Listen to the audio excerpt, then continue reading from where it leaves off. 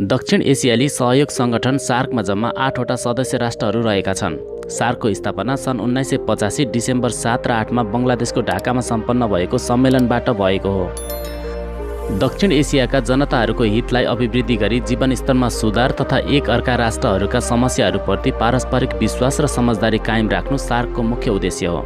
सार्कमा जम्मा 8वटा सदस्य राष्ट्रहरू रहेका छन्, जसमा नेपाल, भारत, पाकिस्तान, अफगानिस्तान, श्रीलङ्का, मालदिप्स, भुटान र बङ्गलादेश रहेका छन्। बङ्गलादेश दक्षिण एसियाको उत्तर पूर्व क्षेत्रमा पर्ने देश हो। यस देशको पूर्वमा भारतको त्रिपुरा, मिजोरम राज्य र म्यानमार पर्छ। यसको पश्चिममा भारतको पश्चिम बङ्गाल राज्य पर्छ। उत्तरमा भारतको असम र पश्चिम बङ्गालको केही भाग पर्छ भने दक्षिणमा बङ्गालको खाडी अवस्थित रहेको छ। बङ्गलादेश विश्वको धेरै जनसङ्ख्या भएको मुलुक अन्तर्गत पर्दछ। यो एक मुस्लिम राज्य हो। यहाँ करिब 90% मुसलमानहरू र 10% हिन्दूहरूको जनसङ्ख्या रहेको छ। यस देशको राजधानी भने ढाका हो। बङ्गलादेशको क्षेत्रफल 1,43,998 वर्ग किलोमिटर रहेको छ। यहाँका मानिसहरूले मुख्य रूपमा बङ्गाली भाषा बोल्छन्। त्यसो त बङ्गलादेशको अधिकांश भूभाग समतल भए तापनि यहाँ केही ससाना पहाडहरू र कतै नदीले बनाएका ससाना समतल भूभागहरू र तटीय मैदानी भागहरू पनि रहेका छन्। बङ्गलादेशमा मनसुनी हावापानी पाइन्छ। ग्रीष्ममा गर्मी र हिउँदाको तापक्रम चिसो हुन्छ। ग्रीष्ममा समुद्रबाट आउने आँधीले तटीय क्षेत्रमा नोक्सानी पुर्याउँछ। यहाँका मानिसहरूको मुख्य पेसा कृषि र मत्स्य पालन व्यवसाय रहेको छ। त्यसो त बङ्गलादेशमा व्यापार र पर्यटनको पनि विकास हुँदै गएको देख्न सकिन्छ।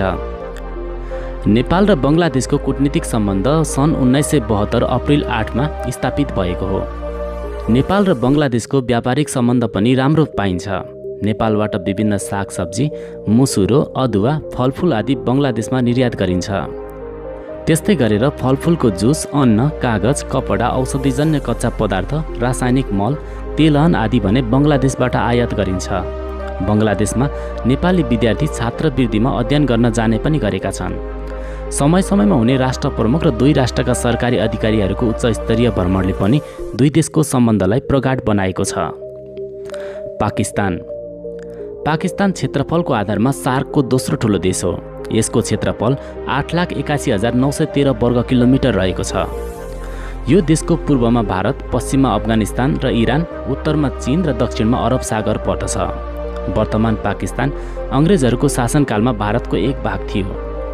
यसको स्थापना सन् 1947 भएको हो। यो देशको राजधानी इस्लामाबाद हो।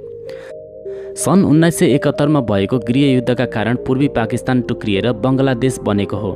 भौगोलिक रूपले पाकिस्तान विभिन्न 6 प्रदेशहरूमा विभाजित छ। उत्तरी उच्च हिमाली क्षेत्र, पश्चिमी पहाडी क्षेत्र, बलुचिस्तान उच्च समस्थली, पतोहार उच्चभूमि, पन्जाबको मैदान र सिन्ध मैदान यहाँका विविध भौगोलिक क्षेत्रहरू हुन्। त्यसो त पाकिस्तानमा विश्वको दोस्रो अग्लो हिमाल माउन्ट केटु र विश्वको 9औं अग्लो हिमाल नङ्गा पर्वत पनि यहाँ पर्दछन्। त्यसो त पाकिस्तानका अधिकांश मानिसहरू इस्लाम धर्म मान्छन्। यहाँ केही सङ्ख्यामा हिन्दूहरू पनि रहेका छन्। पाकिस्तानमा भाषिक विविधता रहेको छ। उर्दू यहाँको राष्ट्रिय भाषा हो। त्यस्तै गरेर बोलोची, ब्रोची, पास्तो, पन्जाबी, सिन्धी आदि यहाँ बोलिने अन्य भाषाहरू हुन्। यहाँका मानिसहरूको मूल पेसा कृषि हो। पर्यटन र व्यापार यहाँका अन्य आर्थिक क्रियाकलापहरू हुन्। नेपाल र पाकिस्तानका बीचमा सन् 1960 मार्च 20मा कूटनीतिक सम्बन्ध स्थापना भएको थियो। नेपालले पाकिस्तानमा चिया, मफलर, अलैँची, मुसुरोको दाल, जडीबुटी आदि सामानहरू निर्यात गर्छ। त्यस्तै गरेर मसला, ओखर, विभिन्न उपकरण, औषधि आदि भने आयात गर्छ। दुवै देशका राष्ट्र प्रमुख तथा उच्च सरकारी अधिकारीको भ्रमणले गर्दा दुई देशबीचको सम्बन्ध सुमधुर बनेको छ। नेपाल दक्षिण एसियामा अवस्थित एक भूपरिवेष्टित देश हो। यस देशको उत्तरमा चीन पर्दछ भने यसको पूर्व, पश्चिम र दक्षिण सिमाना भारतसँग जोडिएको छ। नेपालको क्षेत्रफल 1,47,516 वर्ग किलोमिटर रहेको छ। भौगोलिक विविधता, सांस्कृतिक विविधता रहेको नेपाललाई भौगोलिक आधारमा 3 भागमा विभाजन गरिएको छ। यहाँ हिमाली प्रदेश, पहाडी प्रदेश र तराई प्रदेश गरेर 3 प्रकारको भौगोलिक बनावट पाइन्छ। नेपालमा व्यापक स्तरको जैविक विविधता पाइने भएकोले नेपाललाई एसियाको अमेजन पनि भनिन्छ। नेपालका अधिकांश मानिसहरू हिन्दू धर्म मान्दछन्। त्यस्तै गरेर यहाँ बौद्ध, किराँत, इसाई, इस्लाम आदि धर्म मान्ने मानिसहरूको पनि उल्लेख्य सङ्ख्यामा बसोबास रहेको छ। देशका अधिकांश मानिसहरूले नेपाली भाषाको प्रयोग गर्दछन्, जबकि यहाँ 123 भन्दा बढी भाषाहरू बोल्ने गरिन्छ। नेपालमा संसारको सर्वोच्च शिखर सगरमाथा, संसारको सर्वोच्च स्थानमा रहेको ताल तिलिचोताल आदि यहाँ रहेका छन्। नेपाल कृषि प्रधान देश भएको कारणले यहाँका अधिकांश मानिसहरू खेतीपाती तथा पशुपालन व्यवसायमा संलग्न छन्। त्यस्तै गरेर पर्यटन, व्यापार, जडीबुटी सङ्कलन आदि पनि यहाँका प्रमुख आर्थिक क्रियाकलापहरू हुन्। भुटान दक्षिण एसियाको उत्तर पूर्वी भागमा रहेको छ। यो एक भूपरिवेष्टित देश हो। यसको पूर्व, पश्चिम र दक्षिणमा भारत पर्छ भने उत्तरमा चीन पर्छ। यो देशको राजधानी थिम्पू हो। भुटानलाई भौगोलिक रूपले 3 भागमा विभाजन गरिन्छ। यसको उत्तरी क्षेत्रमा उच्च हिमाली प्रदेश पर्छ भने मध्य भागमा मध्य हिमाली क्षेत्र पर्छ। भुटानको दक्षिणमा भने मैदानी भाग रहेको छ। भुटानको क्षेत्रफल 38,394 वर्ग किलोमिटर रहेको छ। भुटान मनसुनी क्षेत्रमा परे पनि यहाँको हावापानीमा एकरूपता भने पाइँदैन। सार्कका सदस्य राष्ट्रहरूमध्ये राजतन्त्र रहेको एकमात्र देश भुटान हो। यहाँ भुटिया, नेपाली र सार्पोच गरी 3 जातिको बसोबास रहेको छ। यहाँका मुख्य धर्महरूमा बौद्ध र हिन्दू धर्म हुन्। यहाँका मानिसहरूले जोङ्खा, नेपाली र अन्य भाषाहरू बोल्छन्। कृषि, व्यापार, पर्यटन, पशुपालन आदि भुटानका मुख्य आर्थिक क्रियाकलापहरू हुन्। नेपाल र भुटानका बीचमा सन् 1983 जुन महिनामा कूटनीतिक सम्बन्ध स्थापना भएको थियो। नेपालबाट मूर्तिकलाका सामान, साबुन, गार्मेन्ट, विद्युतीय सामग्री भुटानमा निर्यात गरिन्छ। त्यस्तै गरेर सिमेन्ट, कोइला आदि सामानहरू आयात गरिन्छ। भुटान र नेपाल बीच हुने उच्च स्तरीय भ्रमणले दुई देशबीचको सम्बन्धमा नयाँ आयाम थपेको छ। श्रीलङ्का हिन्द महासागरमा रहेको टापु देश हो। यसको राजधानी कोलम्बो हो। यस मुलुकको कुल क्षेत्रफल 65,610 वर्ग किलोमिटर रहेको छ। यो भारतको मूल भूमिबाट जम्मा 60 किलोमिटर दक्षिणी भागमा अवस्थित रहेको छ। यस देशको उत्तर पूर्वी दिशामा बङ्गालको खाडी पर्छ भने यसको उत्तर पश्चिम दिशामा अरब सागर पर्छ। दक्षिण पश्चिम भागमा भने मालदिप्स पर्छ। श्रीलङ्काको जनसङ्ख्याको ठूलो हिस्सा सिहाली, तामिल र मुस्लिम जातिको रहेको छ। यहाँका अधिकांश मानिसहरू बौद्ध धर्म मान्छन्। त्यस्तै गरेर हिन्दू, मुस्लिम र क्रिस्चियनहरूको सङ्ख्या पनि उल्लेख्य रहेको छ। सिंहाला र तामिल यहाँ बोलिने मुख्य भाषाहरू हुन्।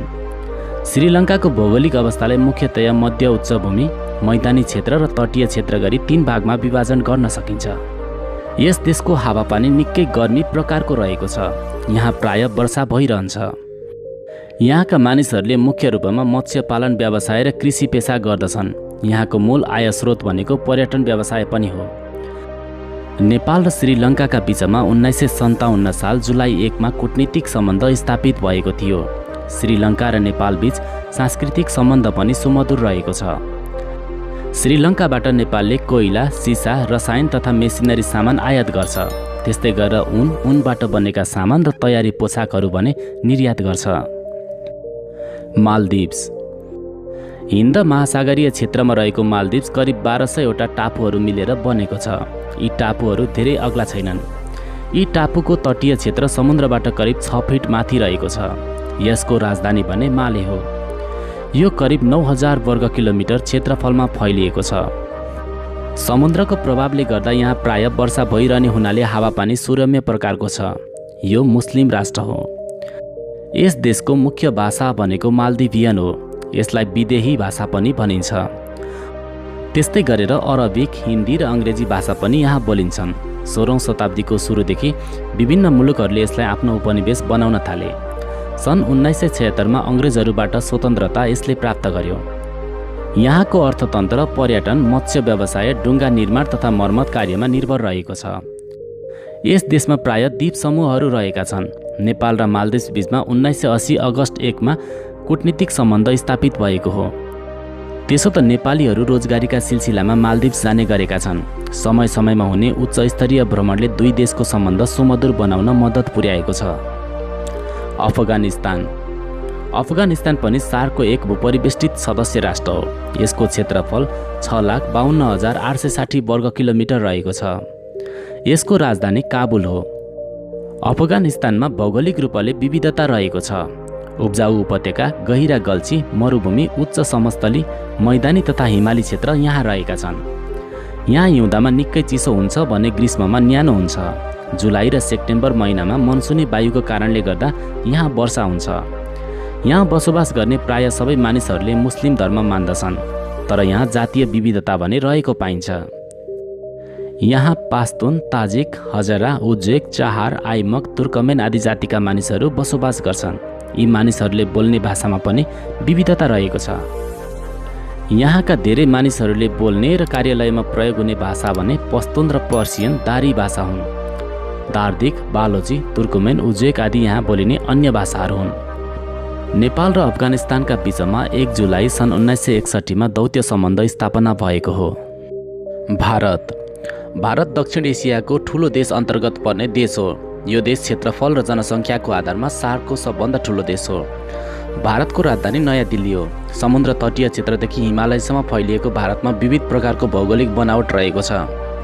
लगभग 800 भन्दा धेरै भाषाहरू बोलिने भएकोले यसलाई भाषाहरूको चिडियाघर भनेर पनि चिनिन्छ। भारतमा हिन्दू, मुस्लिम, इसाई, इस्लाम, बौद्ध, जैन लगायतका धर्म मान्ने मानिसहरूको बसोबास रहेको छ। यहाँका अधिकांश मानिसहरू कृषि पेसामा संलग्न छन्। कृषिका अलावा पशुपालन, व्यापार, पर्यटन पनि यहाँका प्रमुख व्यवसायहरू हुन्।